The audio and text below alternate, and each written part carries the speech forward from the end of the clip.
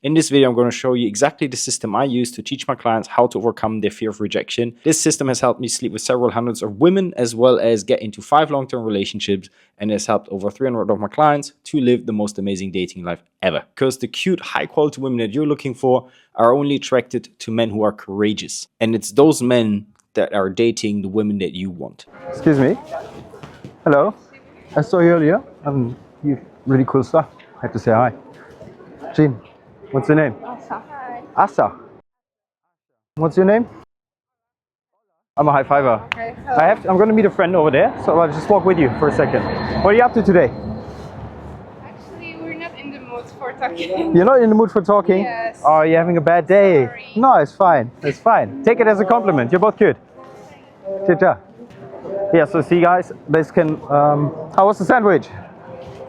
It was good, yeah? Sandwich was great?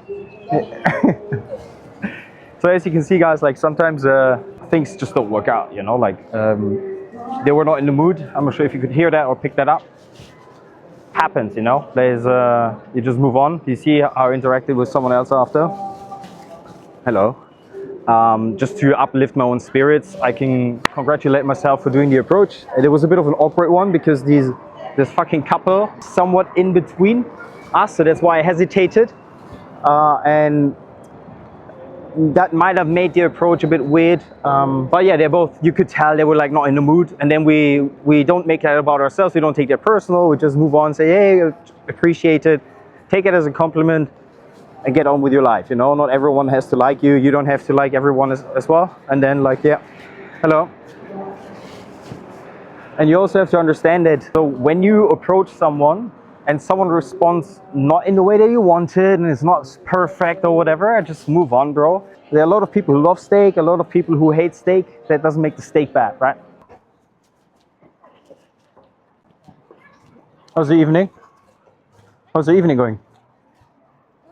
Good? Yes. I'm not sure you're still very sure about that. Where are you guys from? Spain? Turkey! Fuck, I thought Spain. Really? Yeah. What? I know, you seemed so positive. Yeah, believe it or not, you know? What are you up to today? Aside from talking to strangers like me, apparently. You too. So this was technically a bad approach. Why? First of all, I didn't create enough physical space between the 3 of us when I approached. Second, I didn't say hello or excuse me to get their attention and just deliver the opener. Number 3, I didn't even fucking introduce myself. Now, why did I use a technically bad approach? To teach my nervous system that rejection happens and that it is okay. The reason why it is so important to be okay with getting rejected is to remove the power of rejection. There's a famous quote one of my mentors said, "The words that you cannot say will forever hold power over you." If you are too afraid of doing something, you will never do it. Now, that fear will forever hold power over you until you fucking embrace that fear. If you cannot be okay with getting rejected, like, your life is going to be fucking miserable. Why? Because you will always live into this paradigm of fear of loss. When someone rejects me, I call this a mismatch of frequencies. We're just incompatible. I can show you a couple of clips of girls that were really into me. What changed? Nothing about me. But there was a match of frequency. I've slept with several hundreds of women, man, and by now I vet women based on their frequency, their energy, their personality, not so much looks anymore. We need to match on an energetic level, aka, do we have the same values? Do we have the same vibe? I don't want to be with an energy vampire, basically. A girl rejecting you is simply an event, which is just information, isn't it? Your interpretation of this event creates whatever emotional experience of the reality you're experiencing. So instead of saying, oh my gosh, she rejected me, there must be something wrong about me or with me, either my looks, my ears, my eyes, my teeth, my outfit, and whatnot. Ergo, I am a worthless human being. I'm a bad or an unattractive human being. And now I'm in a bad mood and I hate myself. Now I'm going to go back home and isolate. Only because you interpreted in a negative way information that was presented to you. If you view this information as for what it is, which is information, rather than a judgment of you, your entire mood and perception of reality would change. Now, if you want to go advanced level, Hercules level, rather than being a Kevin and judging yourself, you could like objectively look at this event and ask yourself, okay, What is the information that I can extract from this event? Can I improve my looks? Can I improve my outfit? Can I improve my intonation? Can I improve my vibration? And based on that, you then improve. Fundamentally, I view every rejection, every argument, for example, in a relationship, every rejection in a cold approach, everything that happens to me, I always ask myself, what can I learn from this? Rather than what is wrong with me. This here, what is wrong with me, is a Kevin victim mindset. What can I learn from this is a Hercules mindset that allows you to fucking grow perpetually, which actually makes it more attractive. In order to become Hercules, the most attractive version of yourself, you need to learn how to control your interpretation of your thoughts. There's no fucking way anyone telling you that you can control your thoughts is full of BS. We have 80,000 thoughts a day, up to those 80,000 thoughts. Do you think you can control those? No. However, you can control how much meaning you give to those thoughts. I am an extremely positive person. I used to be an extremely negative person. I didn't want to be seen. I was extremely socially anxious and I was scared shitless because I gave every thought that was negative power, and that determined and guided my life.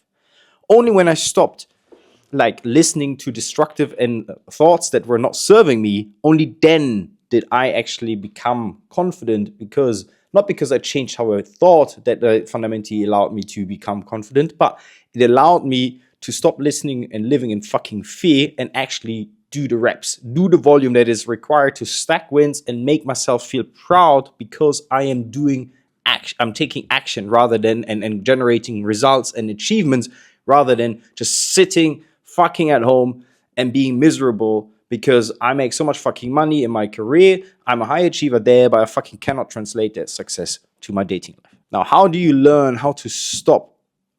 Now, how do you learn the skill to, now how do you develop this fucking amazing skill to stop judging yourself and stop listening to negative thoughts?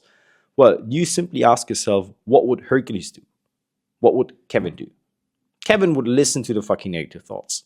Hercules would say it is just a fucking thought. Now, a lot of guys will think I'll try to suppress this thought. I'm going to stop thinking of this thought. Let me show you something. Don't think of a pink elephant. Guess what you're going to think of right now? You immediately think of a fucking pink elephant. Isn't that amazing? Imagine you are a startup founder, you have the greatest idea, you have the greatest product, and you know that you can crush the market, but you never start because you're so afraid of failing. That's behind fear of rejection, bro. That's behind the fear of approaching. That's behind showing intent in an approach. The more you fear rejection, the more outcome dependent you are, the needier you are. Why? Because you're chasing her approval. You want her to think highly of you. While what actually should matter is how you think of yourself. Once I implemented this outcome independent mindset, aka Hercules mindset, bro, I could approach any woman I wanted, groups of women, women in front of their families. It didn't matter. All that mattered to me was that I could prove that I can do it. Not that I get the number, not that I get a fucking date. And that's what made me so attractive, because in that moment I was free. I didn't wear this invisible 100 kg dumbbell that was weighing me down. Instead, I could express freely my intent, my true opinion, and my playful side. The playful side is at the highest level of vibration, which is the most magnetic and most attractive vibe. Fear, anger, shame is at the lowest scale of vibration. No woman is attracted to that. So all you gotta do is walk through that fear of rejection, because behind that door, bro, is the most amazing dating life that you could ever imagine. I had one of my clients, he completely lost it a year ago when a girl just stood him up on a date. And now, because he doesn't live in the scarcity mindset and fear of loss and fear of rejection, guess what? Things didn't work out with the girl that he's been seeing for a couple of weeks. He doesn't care. Why? Because there are other women in his life that he's already talking to. Because he doesn't make the rejection about himself. He doesn't take it personal. He just accepts it for being a mismatch of two human beings. So if you're done with just being so successful in your career but not in your dating life, and you want to meet your future girlfriend and you just want to become free, yeah, you want to drop the fucking mask that society has put on you, I'd love to work with you. There's a link in the description where you can apply for my one-on-one mentorship. Let's have a chat and we'll see where it takes us. And if you want to learn how to never run out of things to say, watch this video.